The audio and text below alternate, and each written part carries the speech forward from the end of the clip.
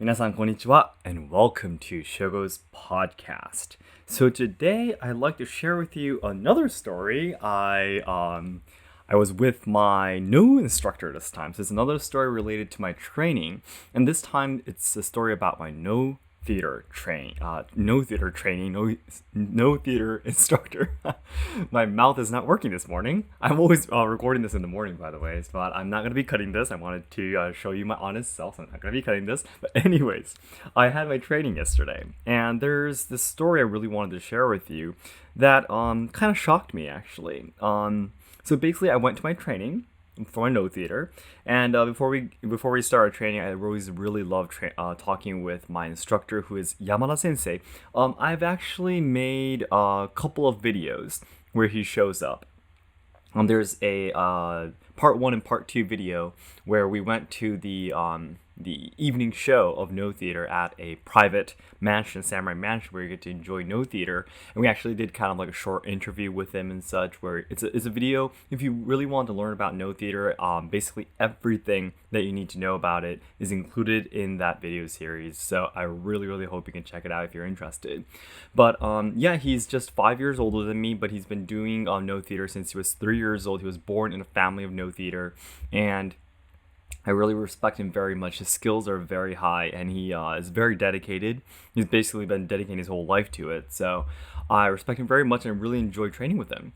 So yesterday I went to my training, and I was talking with him. He gave me a few brochures, pamphlets of a few note performances that's going to be held in Kyoto soon. And I always do take part.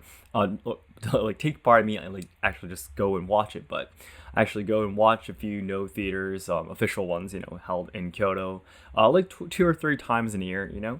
Of course, it is a little bit pricey, and of course, I do have 2 kids, so it's not always really easy for me to go and see these shows. But I do, of course, from my own experience, try to go watch at least, I would say, at least 3 a year. Yeah.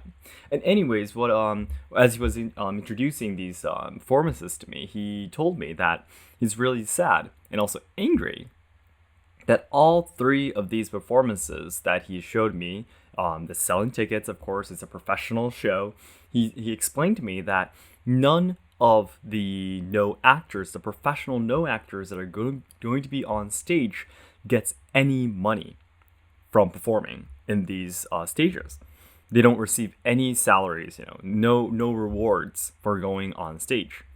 And he was really angry because he was arguing with the headquarters, basically, of the Ryuha style of no theater, of our Ryuha style.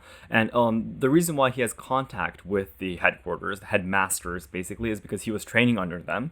He was literally living, what should I say? It's like the sumo wrestlers, live within the houses owned by the headmasters. It's called uchideshi. Deshi means the subordinate, like student, pupil kind of thing. Deshi. Uchideshi means the inner pupil or inner student. So it's a student has literally been taught by the headmasters, living really close to them or living in the dorm kind of thing that they own, So he was doing that for, I think it was almost close to 10 years. So he has some relationship. He has the right to go and talk with them. But he almost got into a fight. He almost got kicked out of the headquarters the other day because he went to the headmasters, and he insisted that it's impossible for the world of no theater to carry on the culture if we don't change the traditions. And you might be thinking, like, wow, professional no actors who have been training years and years and finally getting the right license, which costs a lot of money to get, will not get paid for being on stage. Like, that doesn't make any sense, right? You're taking money from the viewers, or the audience, and taking money, getting to sell the tickets, and you don't give any of the money back to the performers, like the headquarters and the headmasters. Like, how are you intending on carrying on the culture? And the answer is they're doing a very bad job at it, obviously, because if you're not a person who has a different form of income, and an abundant one, by the way, because you do need to take the time to do your training, of course, to be on stage, most people end up quitting or not being able to continue. So there's less and less and less known performers every single year, and especially due to the COVID-19 pandemic, there were tons of people who had a lot of skills and ability but had to quit because they couldn't survive. And my sensei was very furious. He was very angry that basically the system or the higher superiors basically are not willing to change, and what their what should I say, intentions are, what their beliefs are, principles are, or is that it's the old Japanese way of thinking that artists, craftsmen, they should do their work from their heart and they should not work for money. I've made a video before talking about that Japanese culture has this really outdated idea that money is something really dirty. And I guess this is an idea that has existed around the world, not just Japan. But I mean, in Japan, it's very worse. And basically, the headmasters gets to receive a lot of money, from the shows, from all the money that they receive every time they hand out license, and classifications. But they tell the people they don't want to take responsibility of taking care of the no performers that perform for them. Yeah, and they say that, you guys are artists, basically, traditional artists. You should have a noble spirit to not receive any money from what you're doing, the art that you're doing.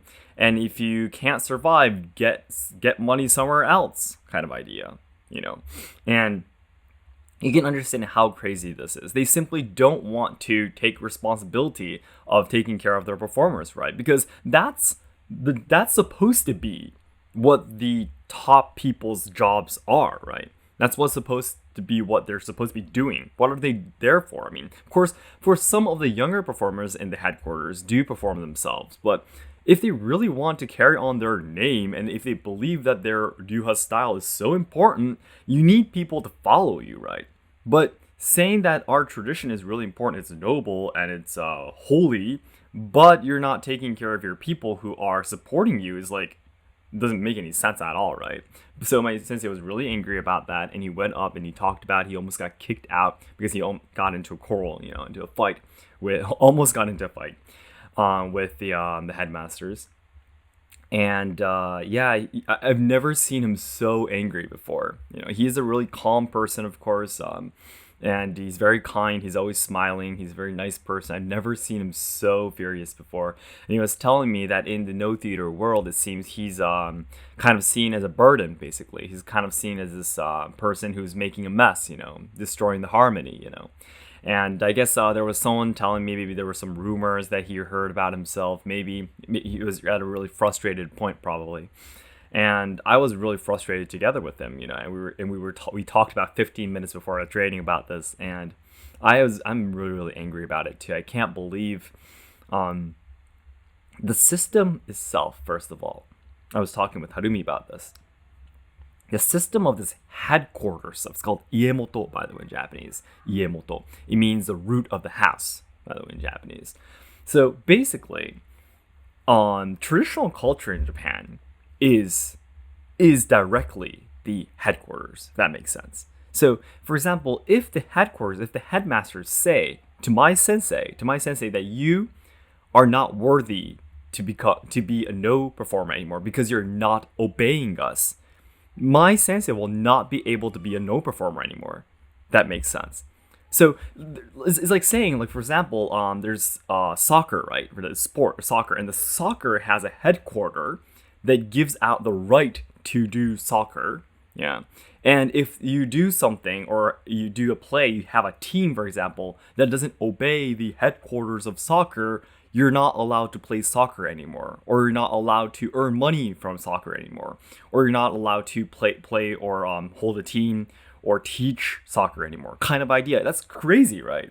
That doesn't make any sense. I mean, I need to make it really clear that this was a system that was born during the Edo period, during the 250 years of peace. It was much systematically back at that time when Japan had a really big population with a much bigger population in the younger generations. It was okay.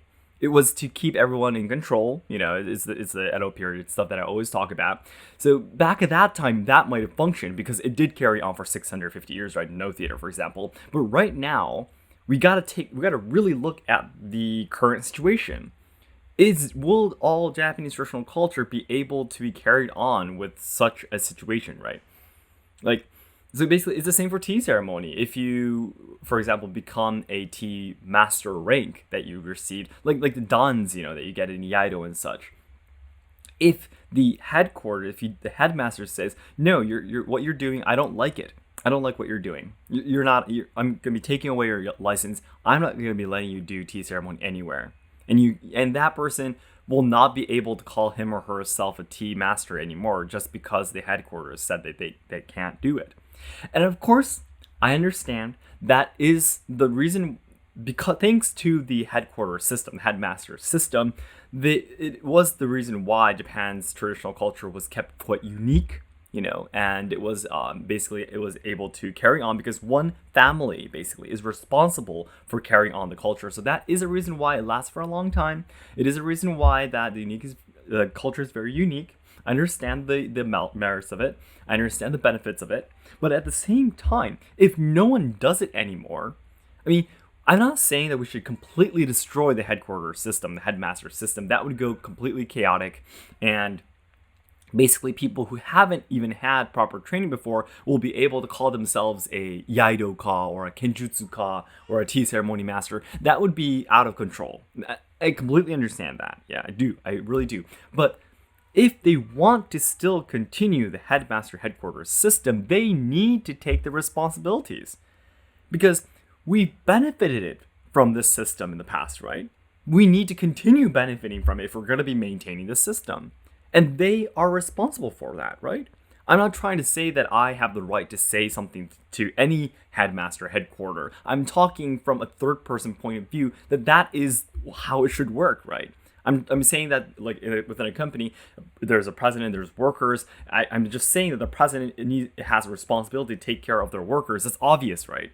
I'm not saying from a person who's actually training in these things. Not that point of view. A little bit farther away, I'm saying that that's how the system should work, right? Obviously. But that's not how it's working, unfortunately, as we can understand from my sensei's anger and frustration. We can understand that's not the way it's working.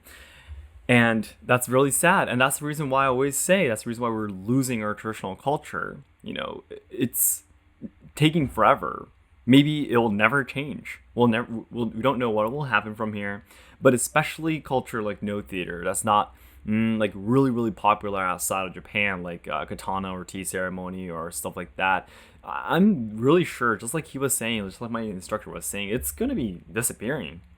And the headmasters, of the Ryuha styles, they might not see it. They might just be blind at the moment, but it's very obvious it's going to be gone soon. Like, who's going to go and watch a theater art that no one can explain what they're doing, right?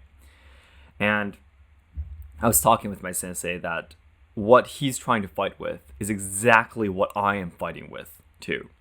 There must be a new system, a new way of trying to carry on traditional culture. The world has changed dramatically, so much that we need to change the world of traditional culture dramatically too. And of course, there are things that we shouldn't change. There are other things that we should change. I don't know where we should change. I don't know where we shouldn't change. I don't know anything yet, of course. But that's the reason why I continued to fight. And I was really, really happy to know. It's not really humble to say that I'm really happy that my sensei is doing something the same as me. It's really weird to say, but yeah, I was really happy that I could what should I say, cooperate with him. Yeah, and that we share the same passions. I was very, very excited and happy to hear that though. So then everyone, as I always say, the ultimate goal of my life is to make all Japan lovers' dreams come true. So I know there's a lot of people studying Japanese, willing to come to Japan to travel, study, or work, or even train our traditional culture and such, as we've been talking about today, right? But I am very afraid. Japan will not be able to make everyone's dreams come true in the future because we're facing a lot of social problems. We are losing our traditional culture, and the younger generations who are supposed to be carrying on the good things about Japan are dying because of all the social issues being shoved against them, even though they are the smallest amount of population in our whole population in Japan. So I really want to dedicate my life to trying to make Japan a better place. I want to try to solve the social problems, preserve and evolve traditional culture, and also help out the younger generations so they can have a brighter future. And to do that, my nearest goal right now is to achieve 2 million subscribers by January 2023 on my main channel. Yep. And all your likes and comments will definitely help to boost my videos to new viewers who have never seen my channel before, so it'd be great if you can help me out. And today is actually our meeting day, our weekly meeting day. And I think perhaps maybe next week, I don't know when I'm going to be posting this podcast, but probably next week, or at least from the beginning of June, I think we'll be able to start selling our merchandise. Yeah, I'm really excited to get the mug cups and everything on myself. Actually, I'm really excited. And also, Kazu has officially got his instrument to start playing the drums. So I think he's gonna start taking part in the weekly Instagram on Japanese traditional instrument practicing live streams, and also on the weekly training live streams on our main channel. Everything, he's going to be joining with his drums, and yeah, it's really excited. And also, as I talked about in my previous podcast, the tourism industry, challenging ourselves in the tourism industry again, that's working alongside as well. Today's meeting, I'm going to be talking about some of the detailed stuff that we need to discuss with each other, so I hope you can look forward to all of our future information. Everything is getting much more exciting from here, so I hope you can look forward to that. Alright everyone, thank you so much for listening. I'll talk to you again soon. Bye bye.